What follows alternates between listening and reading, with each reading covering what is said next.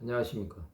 오늘은 갈라디아서 6장 4절에서 6절의 말씀으로 짐을 서로 지라 두 번째라는 제목으로 하나님의 말씀을 나누고자 합니다.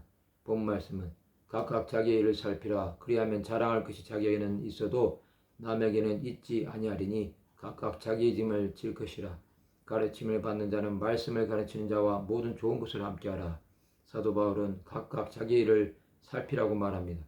이것은 자신이 크다고 착각하지 말아야 한다는 것입니다. 그리하면 자랑할 것이 자신 안에만 있는 것입니다. 또 남에게는 있지 않는 것입니다. 각각 자기의 짐을 져야 합니다.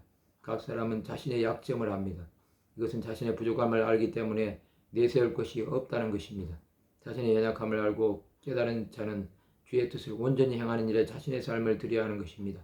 가르침을 받는 자는 말씀을 가르치는 자와 모든 좋은 것을 함께해야 합니다. 이것은 성도와 주의 종의 관계를 말합니다. 성도와 주의 종은 그리스도의 몸을 함께 세워감으로 하나님 나라를 위해 사는 자들입니다. 이것은 영육 간에 서로 협력한다는 것입니다. 성도는 주의 종의 생활을 돌봄으로 하나님 나라를 세워가는 데 동력하는 것입니다. 물론 신약의 교회는 11조 제도가 없습니다. 그러나 구약의 11조 제도가 그대로 전승되어 교회 안에서 11조를 드립니다. 주의 종은 성도들의 영적인 문제를 다룹니다. 성경 연구, 말씀 준비, 전도 신방 등 하나님의 일들에 전념해야 하는 것입니다. 성도들은 주의 종이 전하는 말씀을 통해서 영혼의 회복과 하나님 나라를 위해 살고 싶은 마음이 일어나야 하는 것입니다. 이렇게 함으로 그리스도의 몸을 온전하게 이루는 것입니다. 영적인 교제가 풍성해지면 영혼들이 살아납니다.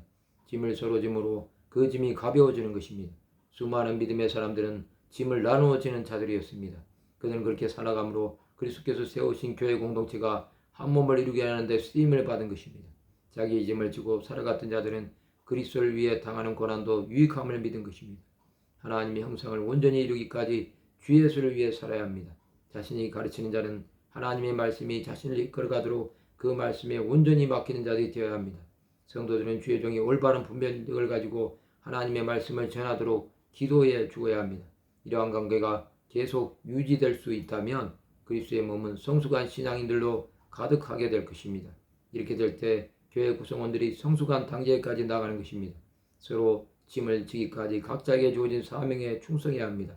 주의 종은 복음 전파를 위해서, 성도는 삶 속에서 그리스도의 향기가 되어야 합니다.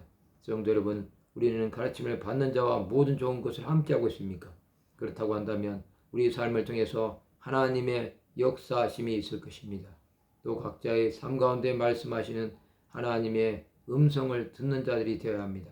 그것은 하나님의 온전하신 뜻을 이루고 하는 기초가 될 것입니다.